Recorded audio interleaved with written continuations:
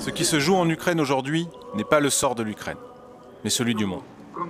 Ce pays n'est que le champ de bataille d'une guerre menée par l'empire financier de la City de Londres et de Wall Street, décidé à maintenir son hégémonie planétaire à n'importe quel prix, y compris d'un affrontement militaire si la Russie et la Chine ne se soumettent pas.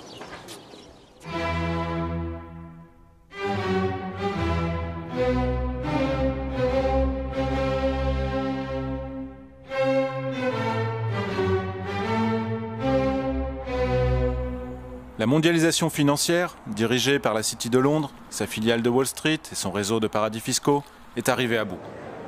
Depuis l'éclatement de la bulle en 2008, les États et les banques centrales payent le prix fort pour maintenir artificiellement en vie le système. Au point qu'à la prochaine crise financière, ils n'auront plus les moyens de renflouer les banques. Leur plan B est connu depuis 2013. C'est le bail-in en anglais, ou résolution bancaire dans les termes de la législation française et européenne. Ce mécanisme consiste à renflouer les banques avec l'argent qui se trouve dans les banques, comme à Chypre en février 2013, avec le pillage pur et simple des dépôts bancaires. C'est une stratégie de désintégration contrôlée du système pour en réduire la taille, quitte à laisser mourir une bonne partie de la population. Des nations souveraines comme la Russie et la Chine, qui entendent se développer en toute indépendance, représentent donc une entrave à leur volonté de pillage absolu. C'est cela, le vrai moteur de la crise ukrainienne.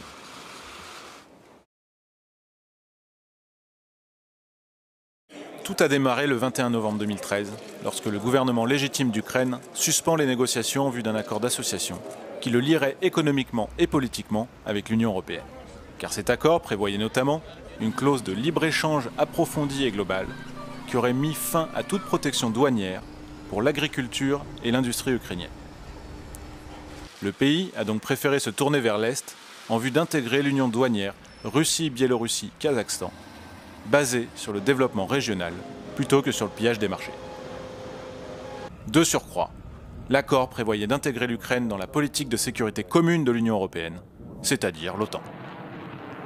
Ce qui s'est passé ensuite relève de l'application minutieuse du manuel de changement de régime de l'oligarchie financière.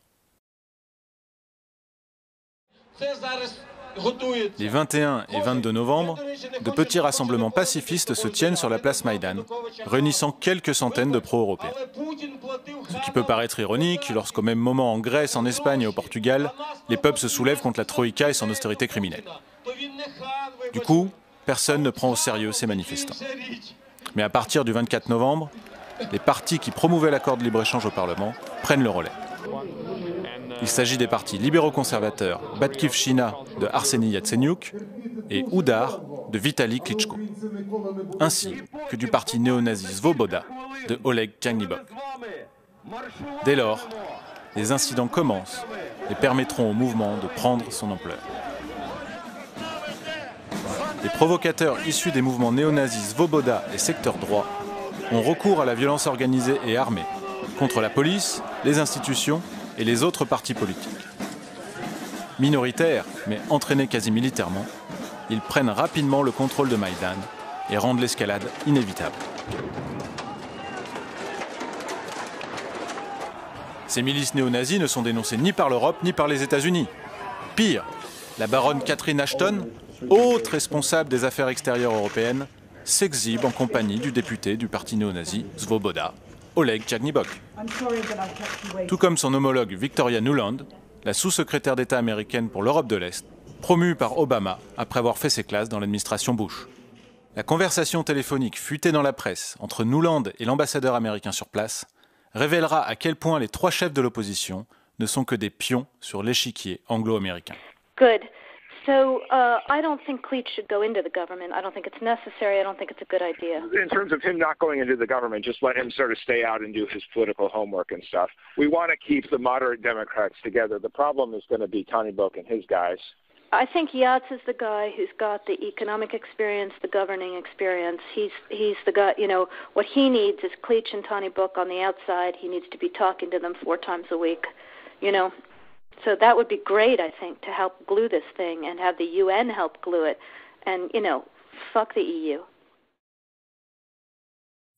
Pendant ce temps, la situation dégénère sur la place Maïdan avec l'intervention d'une troisième force, des snipers qui tirent à la fois sur la police et sur les manifestants.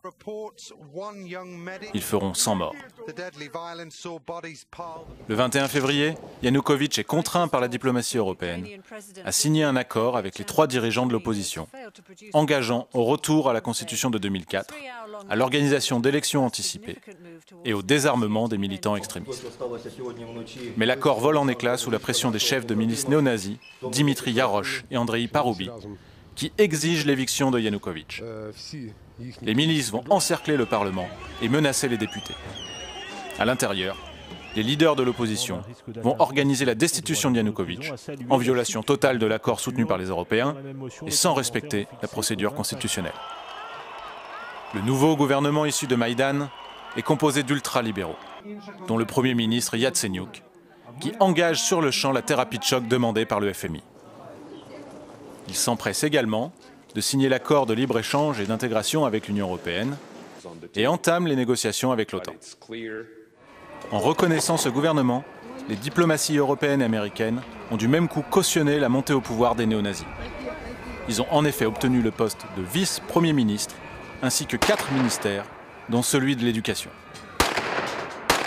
Quant aux chefs des milices néo-nazis Yarosh et Paroubi, ils prennent la tête du Conseil national de défense et de sécurité. Leur première mesure sera de décréter l'abolition de la langue russe comme deuxième langue officielle et d'interdire de diffusion les chaînes de télévision russes. Peut-on dès lors faire mine de s'étonner des conséquences ? Le climat de séparatisme et de chaos a été fabriqué et les Ukrainiens russophones ne peuvent que voir en ce nouveau gouvernement un danger immédiat pour leur vie. En violant sciemment le droit international, les Occidentaux ont ouvert la boîte de Pandore.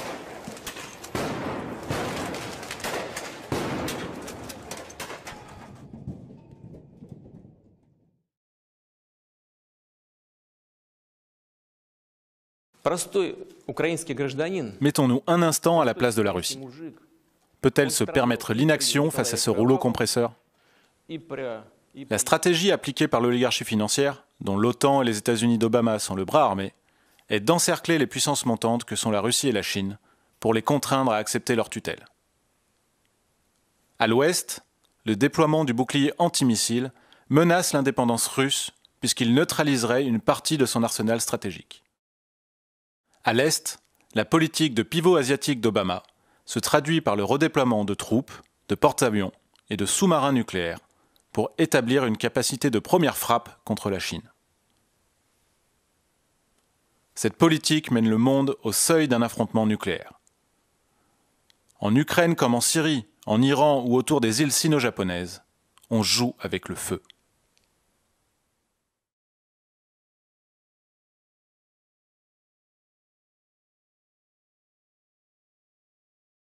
En réalité, cette doctrine d'encerclement n'est pas une doctrine américaine. Elle est la continuation de la politique de l'Empire britannique, telle qu'elle fut théorisée au début du XXe siècle par le géographe de l'Empire Alfred Mackinder.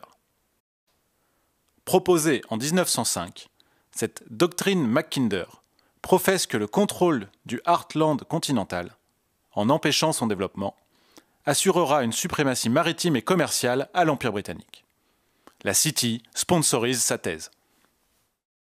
Cependant, aux États-Unis, sa renommée n'est pas folichonne. La politique de développement transcontinental de Lincoln est encore présente dans les esprits.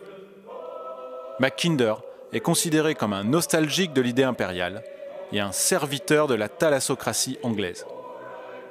Ce n'est qu'après la mort de Franklin Roosevelt que cette géopolitique britannique est réhabilitée par l'administration Truman pour justifier la politique d'endiguement de l'URSS.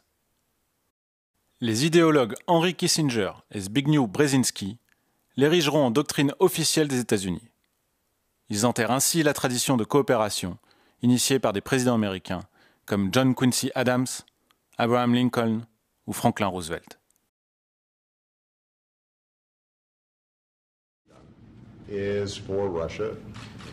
Aujourd'hui, Barack Obama, comme Bush avant lui, ne fait que soumettre son pays à cette politique impériale de pillage financier.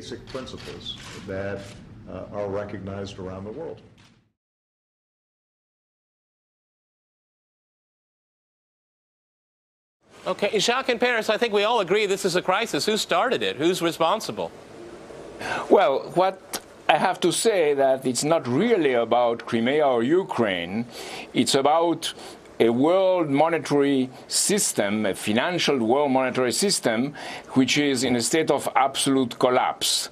And then you had on the Russian side people like Sergei Glaziev or Dmitry Rogozin, who both called for the de-offshorization, which means a return to Russia of investments in the tax havens. And it's precisely those two persons, Rogozin and Glaziev, that have been sanctioned by the American authorities. This confrontation, I think the only solution is to bring forth a development system involving both Western Europe and Eastern Europe in a community of development, which we call that Helga Sepp-LaRouche, my German ally and friend, called a Eurasian land bridge. Imaginons que la Russie, la Chine, les États-Unis et l'Europe travaillent ensemble à leur propre développement. Ce serait intolérable pour l'oligarchie de la City et Wall Street. Elle perdrait de fait sa place de force économique dominante dans un monde désormais tourné vers son avenir commun.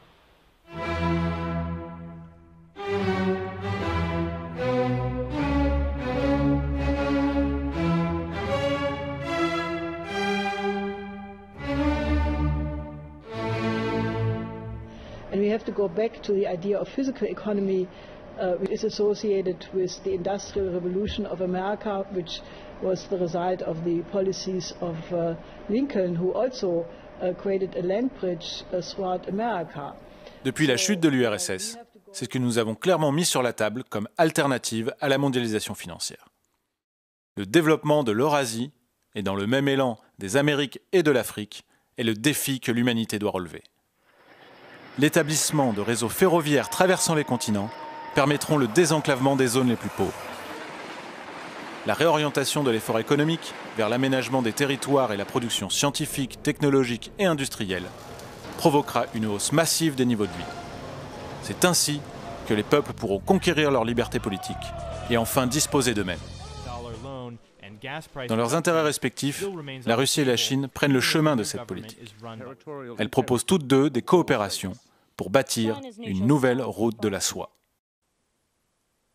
L'ancienne route de la soie a pris naissance il y a plus de 2000 ans pour permettre les échanges commerciaux et culturels croissants entre l'Europe et l'Asie, avant d'être supplantée par les voies maritimes au XVe siècle. La ligne de chemin de fer transsibérienne a vu le jour avant la Première Guerre mondiale pour répondre aux besoins d'unité territoriale de la nation russe, puis a donné naissance à plusieurs extensions après la Deuxième Guerre mondiale. L'axe logistique transeurasien a ouvert en 2008 et relie l'Allemagne à la Chine via la Russie en moins de 15 jours, soit 10 jours de moins qu'en bateau. Les projets de réseau transcontinental et de nouveaux ponts terrestres eurasiatiques sont à l'ordre du jour en Russie et en Chine.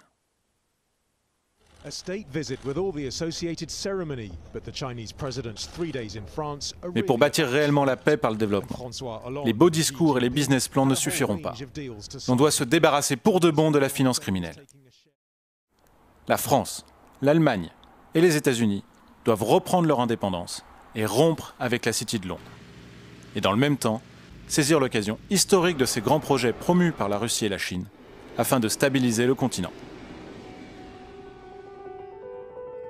Face au conditionnement de l'opinion publique pour une guerre contre les puissances d'Eurasie, voilà le rôle que doit jouer un dirigeant qui porte vraiment l'intérêt de son peuple. Battons-nous pour cette paix-là, maintenant, car l'occasion pourrait ne pas se représenter.